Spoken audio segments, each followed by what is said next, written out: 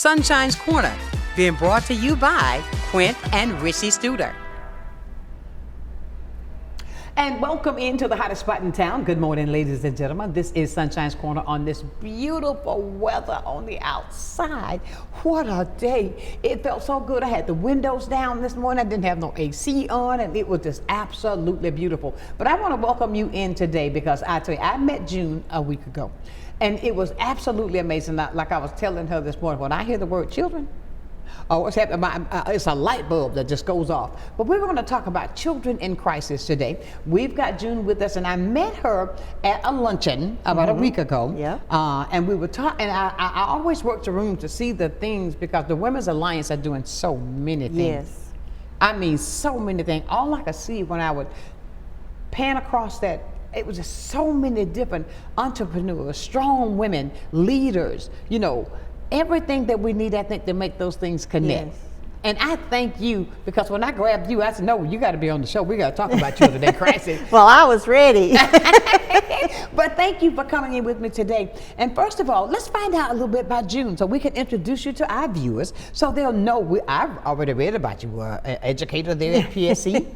But tell us a little bit about with June and how you got connected with children in crisis. That it's an amazing story, I think. I had recently retired from PSC. Right. I was Dean of Curriculum there when I retired. Okay. And a friend of mine and I were having lunch, and she said, June, would you be interested in working with foster children? And I said, sure. Oh, wow. And it went from there. Oh, wow. And she put me on the advisory board at that time, and then I became a board member, and this was in around 2005. Oh, you've been doing this for a while. A long time.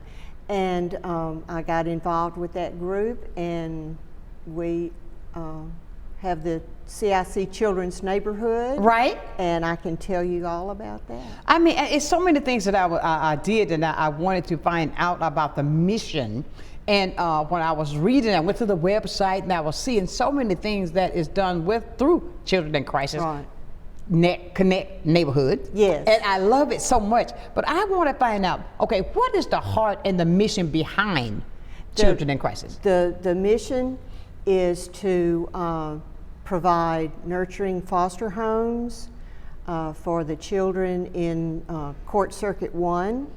Okay. And we really kind of focus on trying to keep brothers and sisters together rather than splitting them up when they are brought into the foster system. Okay. And we have at the Kids Club house there on the campus, there's a computer lab and tutoring services, and then a huge recreation room for all kinds of activities.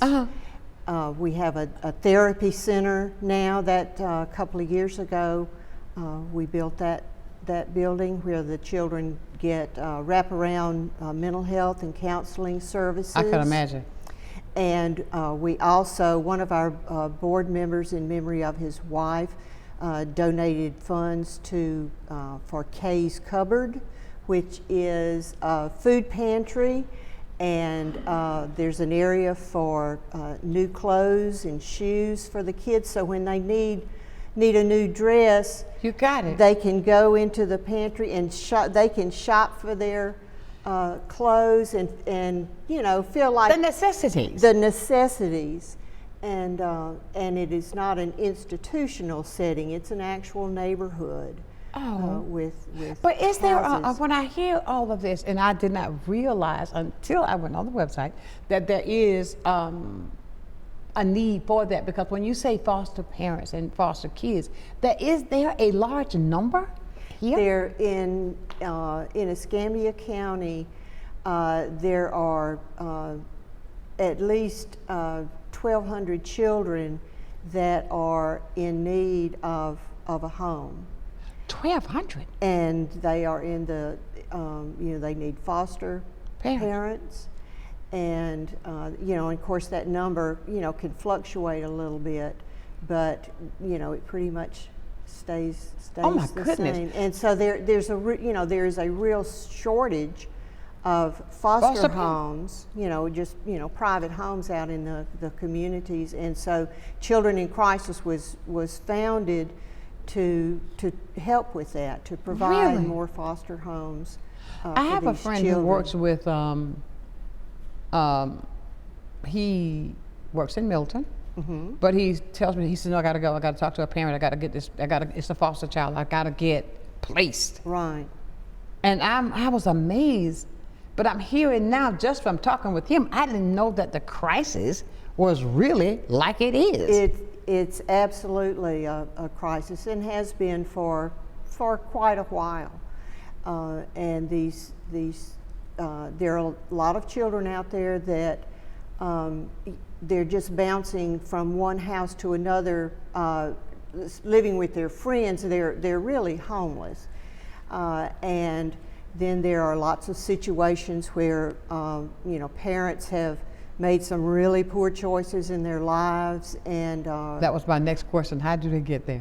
Alcohol and drug addiction are very serious problems, and it reaches the point sometimes where the Department of Children and Families has to remove the children from their home. Oh, wow. And at CIC, we also have the only emergency center in our 4-county Circuit 1.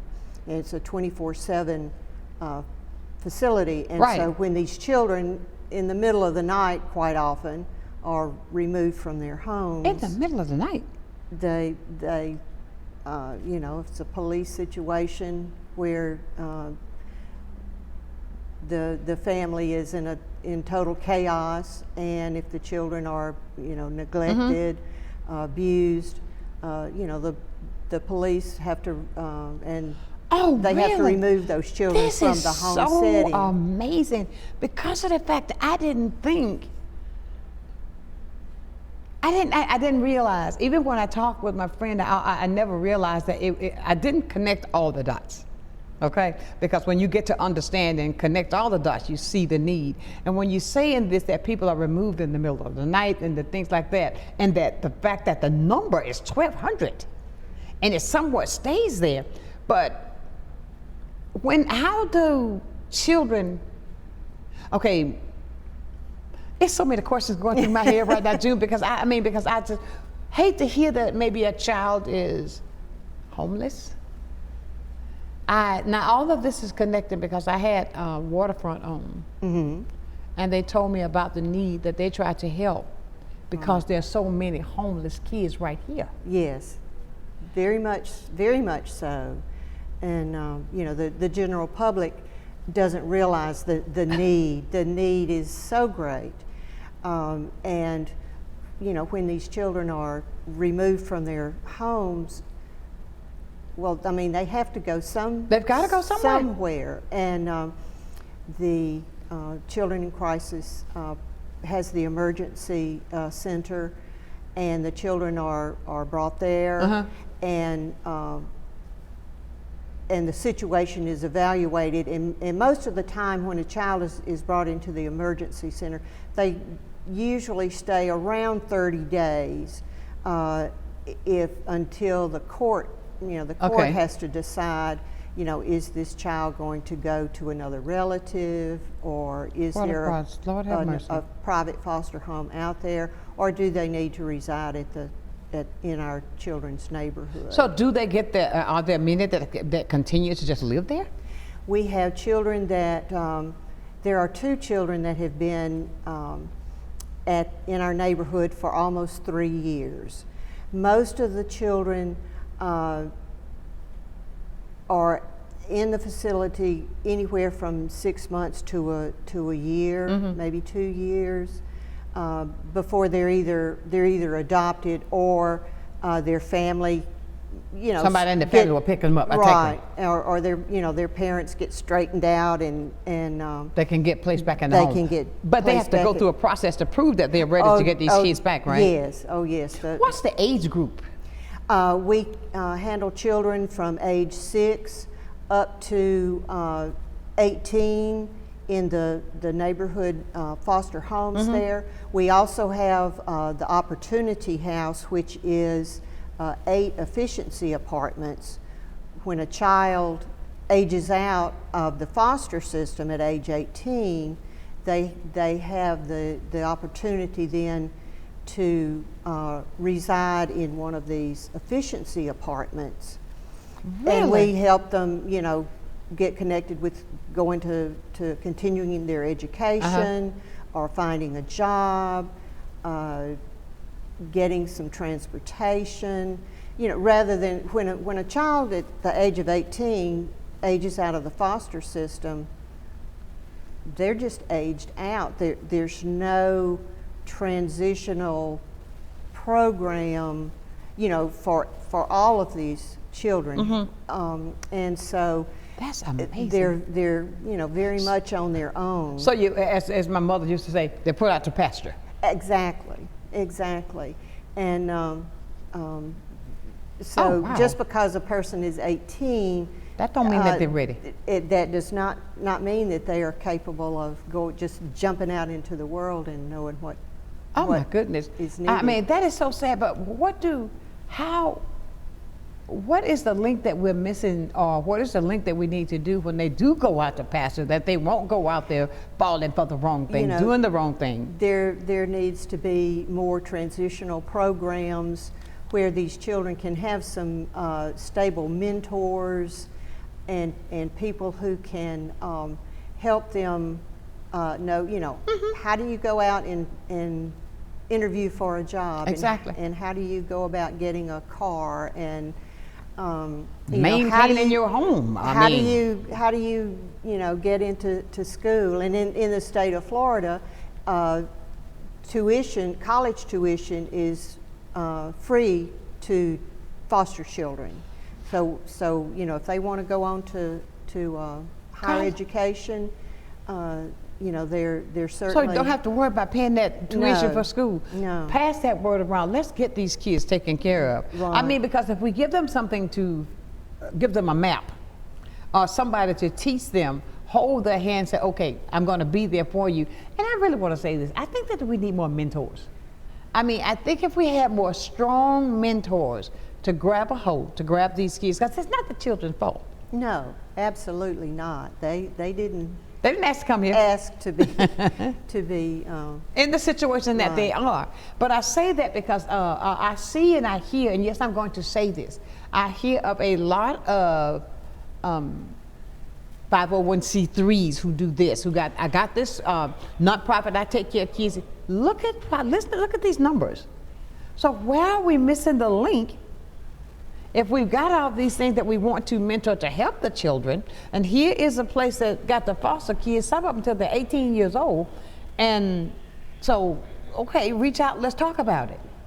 It's what I'm saying, because I don't like to hear the fact that, and it's all coming together from each guest that I have on. I see how the dots need to connect, so that we can make sure that these kids are taken care of. Right, and there are quite a number of groups that, because there's all kinds of services that children need. Right. And but they need a place to live. Exactly. They need a place to live, and in a stable environment. And I agree. Our neighborhood, it looks like, and what it says, it's an actual little neighborhood. We have the 4 foster homes, and all the homes have fully licensed foster parents, and then there are lots of activities that are provided for the kids in the summer. Because of our generous donors, they get to do all kinds of things in the summer. Theater and music, and the aquariums, and things that children want to do. Right, just normal children. They get to be on sports teams at their schools, and of course they go to church on Sundays. Come on now. And they live as normal a life as took the word off my lip, a normal lifestyle. A normal lifestyle, and many of them have never experienced that. Seen that. They don't realize that people can live in a nurturing and calm environment so Oh, that God. they can learn and You spoke grow on up. earlier about keeping the kids together. Is there cases where the kids have to be separate, their sisters and brothers? That happens quite often. That they are separated? Yes, if there's not space for them, over at Children in Crisis, these brothers and sisters can be separated and sent, all over the circuit. They can be sent, beyond the 4 counties that Circuit 1 serves. Oh, wow. And because there's not enough foster homes, out there, Therefore, I they're understand. sent where there is space A available. space for them. What are the criteria to become a foster parent? What does it take? The Department of Children and Families, of course, there's all the background checks and of course, all that's sort everywhere of now. all that sort of thing. But there is about a 6-month training program where these people who want to be foster parents can, they take parenting classes. Okay. And then working within the foster system can be pretty complicated, and then knowing how to work with the various medical facilities and the Okay. school, keeping, raising a child. Oh my God. Is very, That's very amazing. complicated these days. What is the difference with the approach with children in crisis than just with, I'll say, with the traditional foster care? What is the difference with that? The difference is we provide those wraparound Okay. medical and mental health services and the counseling. If they need to be counseled every day, there are people there on campus That will do that. provide that counseling. I can imagine, June, that if I'm putting myself, I think that with children, when you're being separated and you're in a situation that's not going to affect, that's got to be something that sticks with you, that you'll need that counseling Right. to overcome a situation like that. I want to talk more about that mental health part, how it affects them when we return. We got to go take a break. All right. But when we come back, we're going to talk about that with children in crisis. And please be a part of this conversation, 850-432-7768. I believe that the only way we can better anything, we got to talk about it. Talk about it openly, and that way put our resources, our thought process together, we can work miracles right here with Sunshine's Corner.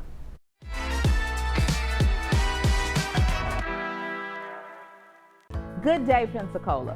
Welcome to a new segment on health and wellness sponsored by Baptist Healthcare in partnership with Sunshine's Corner. Every first Wednesday of the month during Sunshine's telecast, we're going to be bringing you information about health and wellness and ways to make sure we're improving the quality of your health care here in Pensacola. After all, we want to ensure that you're going to the right place at the right time and for the right reason, and that you don't feel alone. Can't wait to see you. At FPL, we plan for storm season all year long. We're strengthening poles to better withstand severe weather. We're clearing lines to improve resiliency, and we're constantly training teams to act at a moment's notice. Because we're always working, always preparing. So when storms do hit, you can count on us. FPL, working for you every single day. For the past 5 years, Blab TV has worked with the McCullough Institute and Plastic Surgery Clinic here in Gulf Shores to get our message out to the public. Blab TV works. I am Dr. Galen McCullough, and I am Blab TV. I'm Emily Echeverria, Marketing Communications Director for Council on Aging of West Florida and the host of Coming of Age.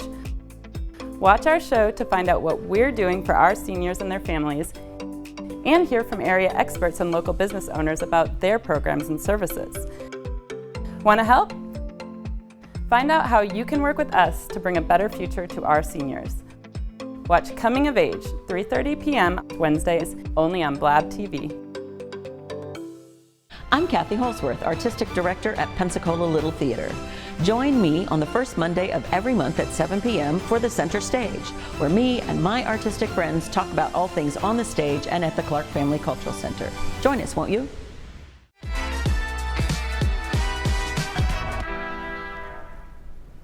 And welcome back to a conversation I think that's so needed. I'm finding out more from June that just how this is something that we shouldn't hear today, let it go away and think it's going to be fixed. No. This is a problem that goes on every single day. And the fact of it is, I did not know right here in our county, in our area, there are facilities for kids, children in crisis. Right. I did not know that, but you see, that's why I like to listen. When I hear something with a child, I'm ready to talk about it. And I appreciate you coming in with me to be open to talk about it, because I think that when we put all of our resources together, we can make a difference. You're very welcome. I'm so glad to be here. Yes, and this won't be the last time, because I think that the more we talk about something, the better it is people get an understanding. Now, when we left, you were about to talk about I see something else I want to ask you first, though. When we talk about children in crisis and the removal of them from home, mental health, talking with, it's got to affect those children in so many ways that they don't understand. It causes them to revert to other things. Right. And with the fact that you have on staff, there are at the children in crisis people to talk to them about their mental health. Right. I mean, in regard with that. Right. Every day if needed. I mean, there are counselors.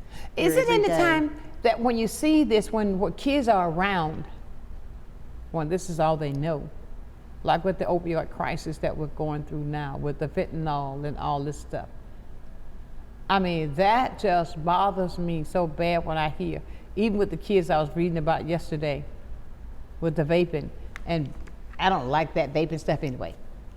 Don't do that. I mean, Exactly.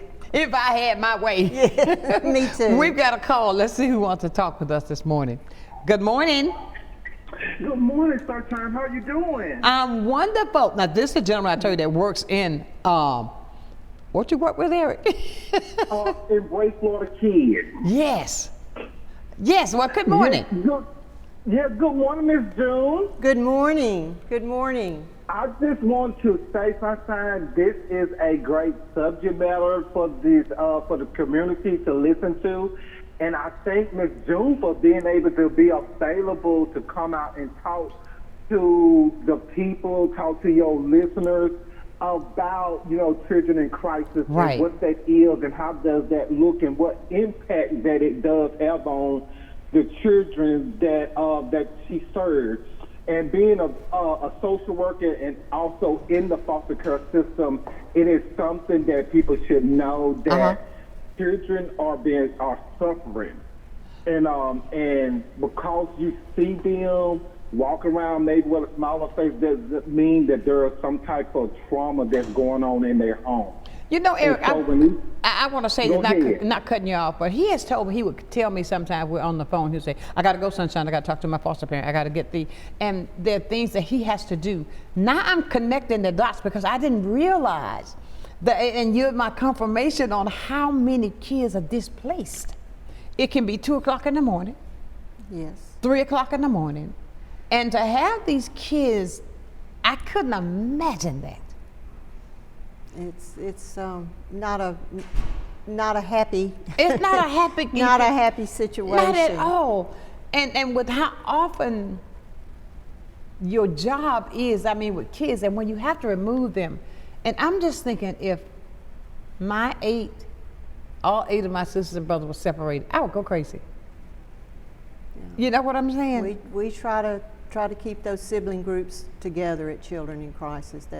That's a part of our mission. Exactly. And Eric, now, did you have a question that you want to share even more, because you do a lot of this as well?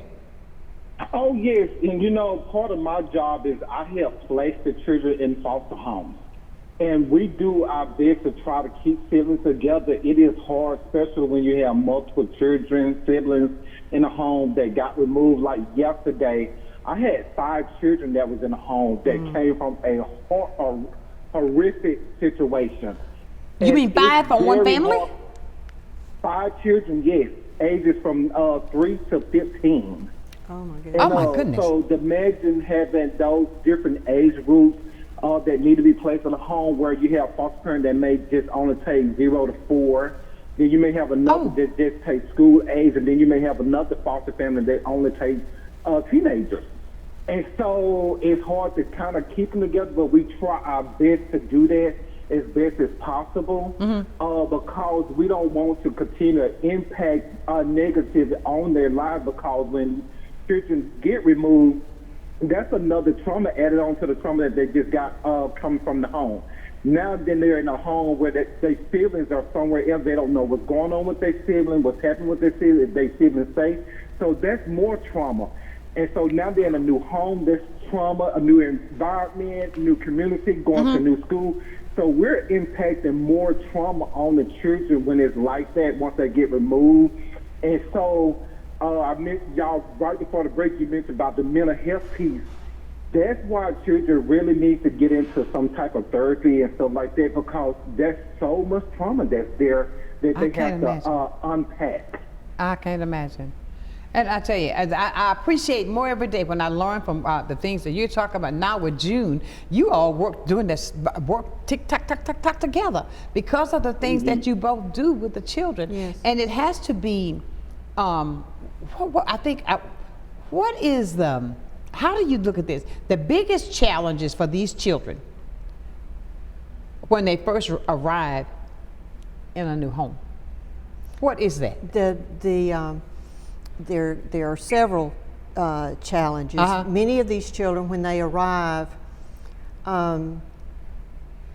they're provided with new clothes. Many times if they have some clothes that they've packed in a little suitcase or a bag or whatever.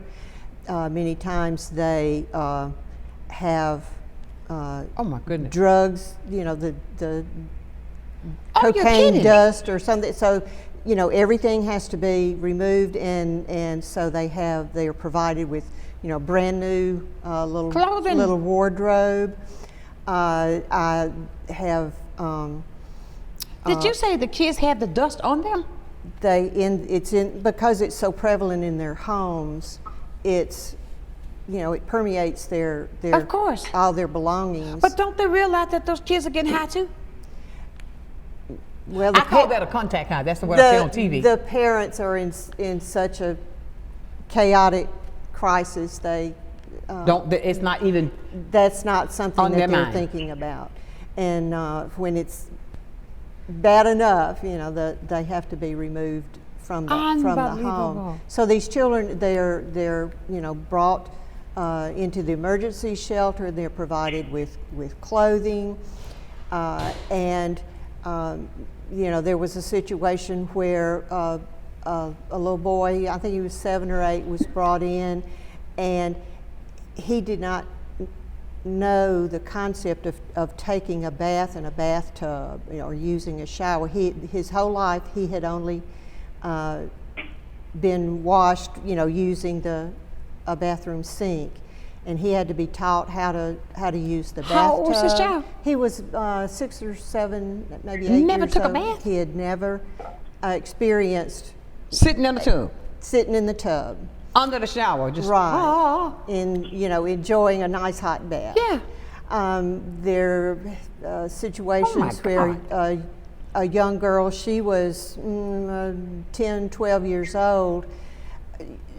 She had never had her hair brushed on a daily basis, and her hair was very, very matted, and it had to be cut off very, very short because there was no way to you brush can't get the it out and tangles. just mat it up. You gotta cut it. And situations where quite often when the children first come to Children in Crisis, they hide food because they don't. In what the situation they were in, they don't know when their next meal is going to be, and so when they get to Children in Crisis, they hide food because they're afraid. They're not used to having it there. They're not accustomed to having regular meals. Oh my goodness! They have to learn that that big bowl of fruit there on the counter at Children in Crisis. You can go over there and get your apple and banana anytime you want. Oh my goodness. Now, Eric, I see why when you all do your thing that you collect all these things for the kids. He does this thing where he collects. And I mean, I think that's a wonderful thing. Eric, are you still there? I'm still here. Yeah, she's saying all the right things. That's what we call hoarding, where children have a lack of having items and things and the basic needs. They will hoard their things, and it's a long process to get them away from that. Even when there is abundance of it in the home, and they get into these foster homes and stuff like that, and there's abundance of it, they still will hoard because in their mind, they just don't know when the next time they're going to get it again. And so there's another level of something that needs to be worked on mentally to kind of let them be in a place where they can understand that they're now in a safe place, they're in a secure place, and they don't have to worry about the little things that they had to worry about when they was in their biological family homes. Oh, wow. Thank you so much, Eric, for what you do. I mean, thank you. Keep doing it because you're making a huge difference. Yes. You are helping so many, and people don't realize the depth of what you do. And thank you for being that. Thank you so much, and thank you, Sonshine, for being able to use your platform to bring out this information so people can understand there is a huge shortage of foster parents, and we need more and more foster parents out there. So if there's anybody that's ever in the need and wants to become a foster parent, they definitely can reach out to One More Child, Northwest Florida Health Network, or Embrace Florida County. Well, thank you, Eric. We need to get you on here and talk about how I should have had you and June on here together. Yes. Well, thank you, and keep doing what you're doing, Eric. Thank you so much, you too. And thank you, June, for being able to come on the show today. Thank you. Thank you, love. And well, June, how does this affect, how does past trauma, abuse, neglect, I want you to think about this, abandonment, show up in a child's life, and how do you help them begin to heal? We're going to talk about that when we come back. We're going to go to break, because that's a lot. Because when I hear what you guys talking about, there's abandonment, there's neglect, there's so much. Yes. And in that healing process for a child, we're going to talk about that when we return. I want to hear from you as well. 850-432-7768 right here on Sunshine's Corner.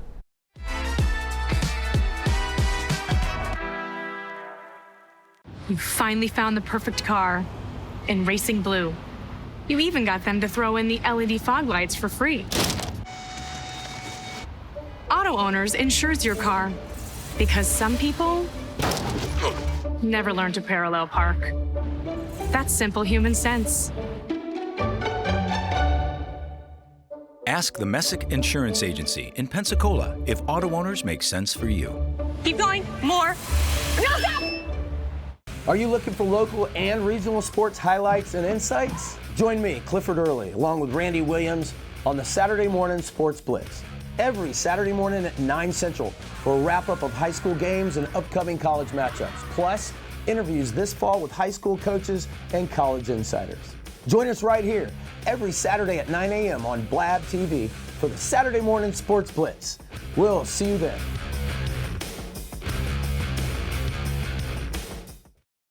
At Pensacola Habitat for Humanity, we believe every child should have a safe place to grow. That's why we work with you and the community to build not just a house, but a home. She worked very hard to get this house. I really appreciate that because, if it wasn't for her, I wouldn't be here right now. When you help build a home, you build a future. Pensacola Habitat for Humanity. The Emerald Coast Utilities Authority's state-of-the-art materials recycling facility processes recyclables for communities throughout the region, lowering need for more landfills. This highly efficient recycling service accepts glass, paper, cardboard, plastics, aluminum, and more. But we need your help. Please make sure your recyclables are clean of garbage, food, and liquids. Also, please remember that plastic shopping bags, foam products, or yard waste are not recyclable. To learn more, go to livegreenecua.com.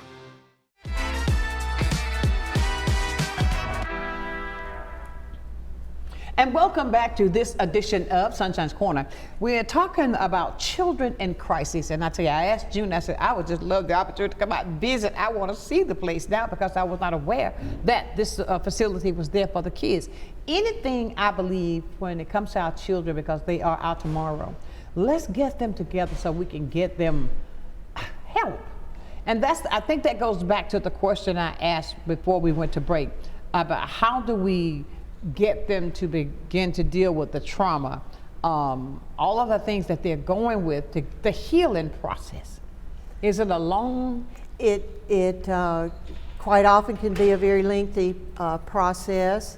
You know, some children are more traumatized than others, and their personalities are all different.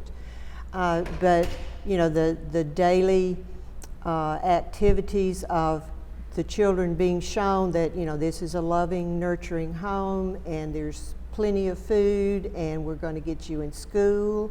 And the school bus comes and picks the kids up. At the crisis? At the crisis. The school bus drives up every morning and picks the kids up, takes them to school, and then brings them back in the afternoon. It is such a joyful thing to see these children, you know, get off the school bus, and quite often they come into the administrative building before they, you know, walk to their house, which is just a, you know, few yards away.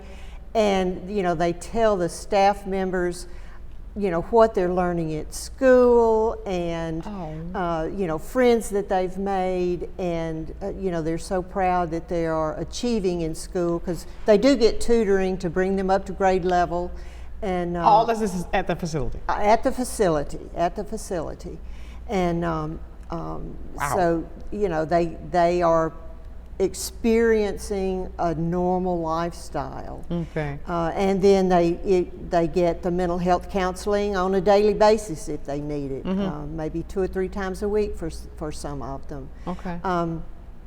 And you know, they're all the houses are provided with a vehicle, and so that the children, if they need to go to the doctor, and, you know, they're taken to the doctor or the dentist. So, you know, you're living with parents that are seeing about, you know, all of your daily needs. And do you run into the cases where, even though they are feeling, okay, I'm here, it's not where I want to be, how do they cope with, I'm here, but in my heart, I'm missing my mother and father so much? There are visitation days. That's where I want to go. Where the children are taken to a location near where they live, and their parents come and meet with them. Okay. You know, if the parents have improved their lifestyle such that, you know, they can start visiting with those children, and the court continues to work with the parents to get their situation up to the level where it needs to be. Right, back What's on the track. percentage on having them going back home? Oh, that's got to be a good one. That is, there's probably, I think, about 75%. Okay. And that they may not go back home with their parents, but they may go live with a relative. Okay. And you know, a grandmother, an aunt, or you know, somebody that really cares about them and can take care of them. Has it ever been whereas repeat family, you get to go home, but then you end up back? Yes, that happened. That doesn't happen a lot, but it does. But there are cases where you know, the kids have been at CIC for a while, and then they go home, and maybe a few months later they're back. And sometimes maybe a couple of times they come back, and if the families, you know, some of them never reach the point of being able to have those children back in their homes, and so they lose their parental rights. Oh, wow. And so the children then become available for adoption. Oh, does that happen often? Oh, yes. Well, yes, there are quite a few adoptions that occur. When they are adopted, but is there a window whereas the parents can yet be involved with the kids? Or to say, okay, this is my biological mother, will she be able to? Is it a criteria whereas she's got to get with the court? That would be they would have to work through the court system to do that, and you know, I'm not familiar. Of course, I understand with those rules and regulations. Right. Unbelievable. It just. Are there any mental health services available for these kids? I mean, the counseling and the therapy. You know, there may be music therapy, recreational therapy. You know, the very serious counseling of meeting with the counselor every day, and going through those processes to get back on an even keel. It just is so. I think what just keep resonating in my head is the fact that I know how I am a grown woman with my parents. I mean, rest their souls, but even with them when I was growing up. You understand what I'm saying? Mm-hmm. And to see that when children are separated for something that they didn't do, how it affects them for the rest of their lives. Right. That they've got to overcome this. And do you run into the cases where they think, oh, well, mom and daddy just didn't want me. They didn't stop that because they didn't want me. Or they kept doing that. I wasn't enough. You understand what I'm saying? Yeah, I'm sure there are cases like that, and the counselors, you know, help the child work through that. Oh my goodness. Tell me some of the things that you deal with. How do you handle what you do? As a board member of Children in Crisis, we certainly do the administrative work, and we do a lot of fundraising as much as we possibly can. Right. We do get the privilege sometimes of maybe giving a pizza party or a birthday party for these children. So we do get to interact with them some. And I have to tell this story. Please.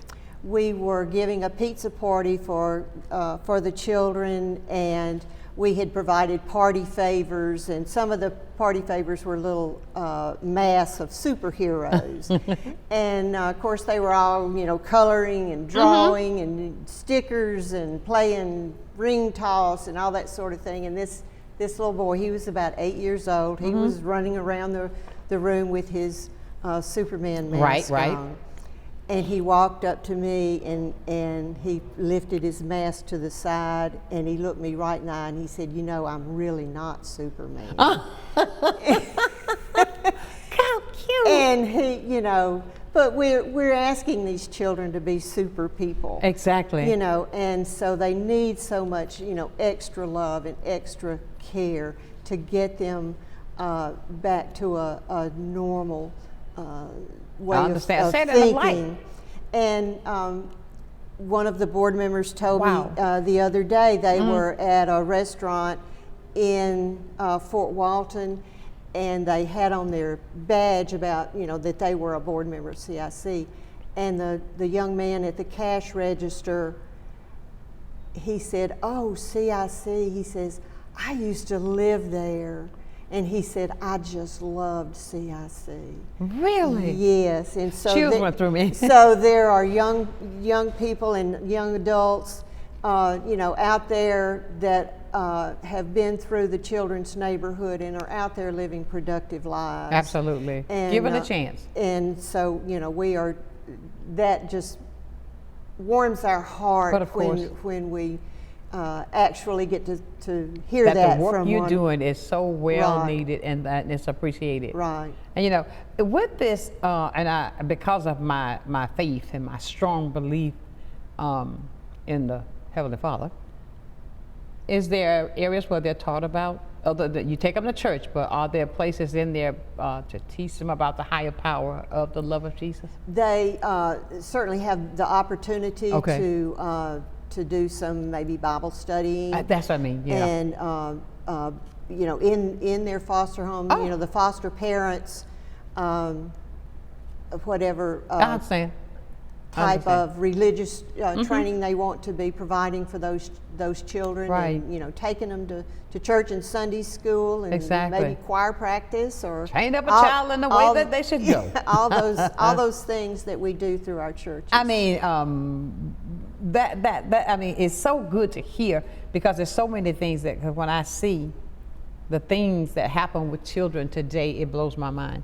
It takes me to a point where that's, oh my God, why? And I always use myself as an example, because growing up, which was just a few days ago. For me too. Hello. We didn't have, I mean, we thought we were the richest people in the world because we were so loved.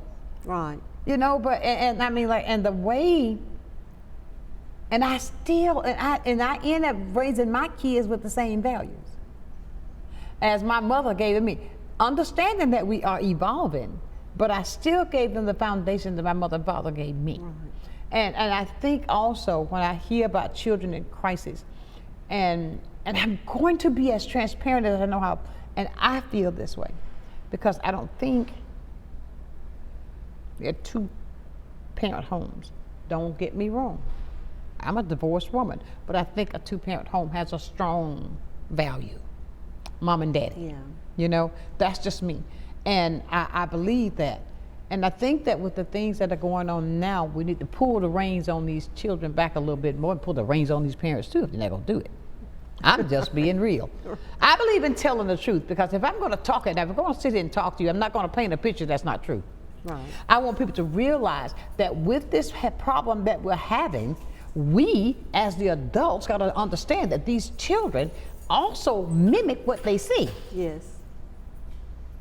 If they're watching you, don't think that they're not. Right. They're watching you. They are watching us. So we've got to be mindful of the example that we're setting every single day. Right. You never know who's watching you. Absolutely. You never know who has their eyes on you.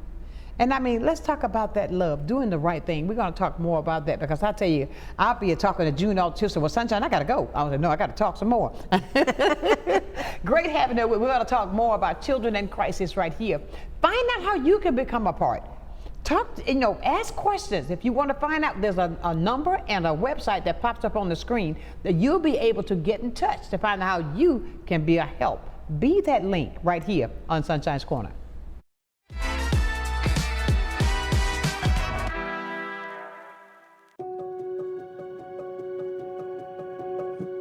My name's Kelly McLeod. I'm the owner of Bella Magazine. Bella is a source of uplifting and inspiring content for the women of Pensacola.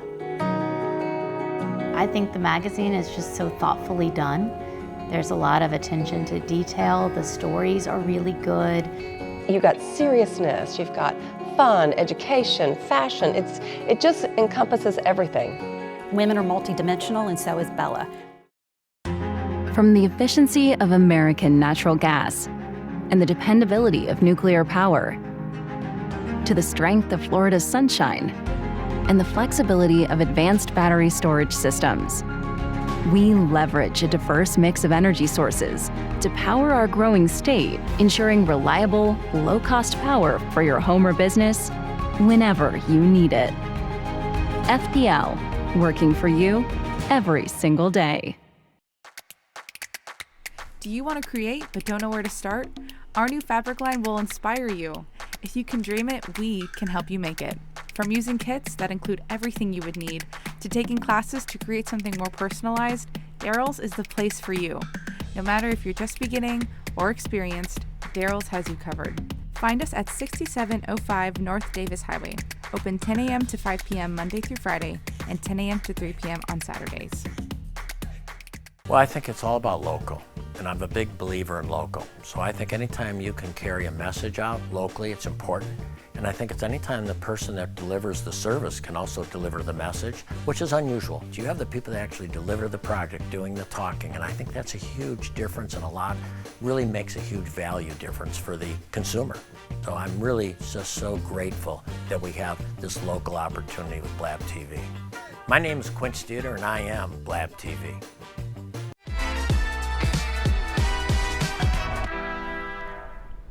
And welcome back to this edition of Sunshine's Corner. We're talking with June. We're talking about children in crisis, CIS. I'm getting it. I mean, CIC. Right. I'm thinking about my show, Law and Order.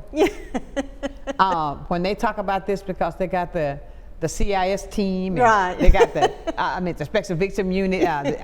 These shows I watch, and I see things where that show reflects so much of what happens in life. Right. I'm a hardcore Law and Order person, but me too. Oh, I love it. God, I love it. And I tell you, and Mr. McCoy, don't get me talking about him. When he was that older district attorney, yes. Oh, I just love him. Great, I can watch them all day. But we're talking about what's happening in real life right here in Pensacola, in the surrounding areas, with the area where children are being affected. We need more foster parents. I'm asking you today, if there's something, a person who has retired.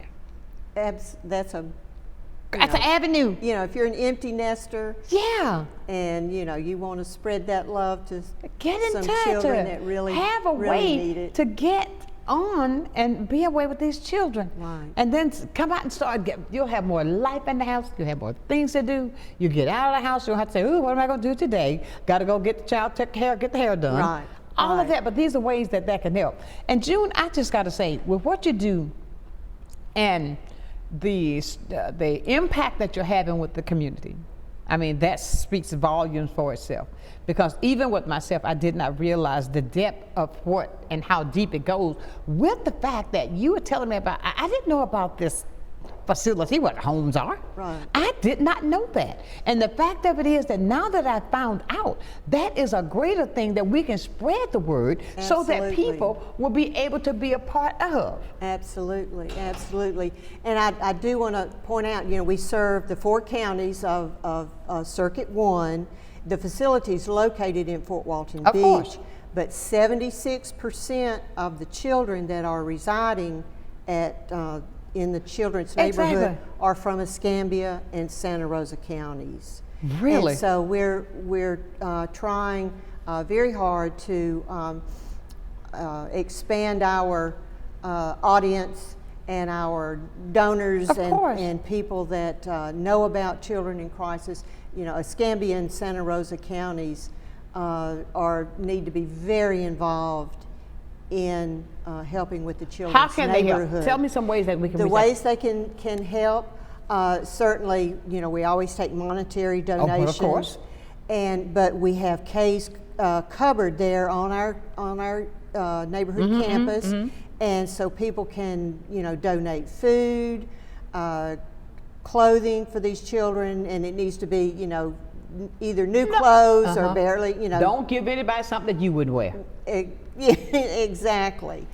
And we always are in need of people if they want to bring a group over and help trim shrubs and cut grass and make a repair on something in the playground. There's a playground behind the kids' clubhouse. Okay. And we also have a program. Foster parents, they need a little time away from home also. That's to have a break. And so we have in each home there is the foster parents have their room, but there's always an extra bedroom for the respite parents. Oh, and so if the foster parents want to go out of town for the weekend or just take a break from being a full-time parent, we need couples who you go through the background checks and the training process, all of that. But if you want to come and spend a weekend in the home, looking after those children, we are always in need of respite parents. I mean, and reach out and help. That would be that's very rewarding, because the kids will help you more than you help them as far as how you feel about yourself. Exactly. And you're helping these children that of they course. just need Maya some Angelou good said love. something that's so powerful. I may not remember what you said, but I'm always going to remember how you made me feel. Right, exactly. I may not recall those words, but I guarantee you how you made me feel, I'll never forget. Absolutely. And that's the same way what we're talking about with these children and the parents who have taken on this job. Right. And to give these kids a home. I think that deserves a great big round of applause for all the work that you do and getting the message out that people can come aboard and help. Don't let it be said that you didn't reach out, that there's a child. I'll say this, it's not the children's fault. It is not their fault. But we want to put children where places that they can receive love. Love is a powerful thing. It is so powerful. It is so powerful. And I got to say, June, I am so glad that I got to meet you. Oh, I'm having a wonderful time getting to know you. I mean, and we're going to be doing this more because I am going to set up a time for me to tour. And I want to really put that plea out to please tell them how they can become a foster parent. If you will contact either the Department of Children and Family Services, you can call Children in Crisis, and they will put you in touch with the person that can work with you to get you fully licensed and take on that task, and let's help these children. Yes. And think about this when we were talking at the beginning of the show, how many homeless children there are right here in Escambia County. Right here in Escambia County. When I found that number out, that blew me away. When you just don't understand the help that's needed, that you can be a part. Let's connect these dots. I believe in, I have to use my hands to show that if we put everything together like this and hold it tight, there's nothing we can't do, because we've got a seal right there that's going to help each other. And that's the plea that I'm asking you to do today. Children in crisis need your help. Please be that person that will extend that help. I want to remind you that this show will be played again this afternoon at 6 o'clock, so tell everybody, if you didn't get to see it, you can find out all the things that June talked about today, that we as a community can come together. I mean, let's put all of our resources together and make good things happen. I agree with you. I've got to go, but I'll leave it with you as I do every single day. Never, ever, ever lose your focus. Always remember this: if you keep God first in whatever you do, I can guarantee you this, you're going to be a total success. So until tomorrow, for another day of sunshine, know that I love you with a perfect kind of love. Keep shining while I'm gone. Thank you so much, June. Oh, thank you, Sunshine. This has been a real... Sunshine's Corner, being brought to you by Quint and Richie Studer.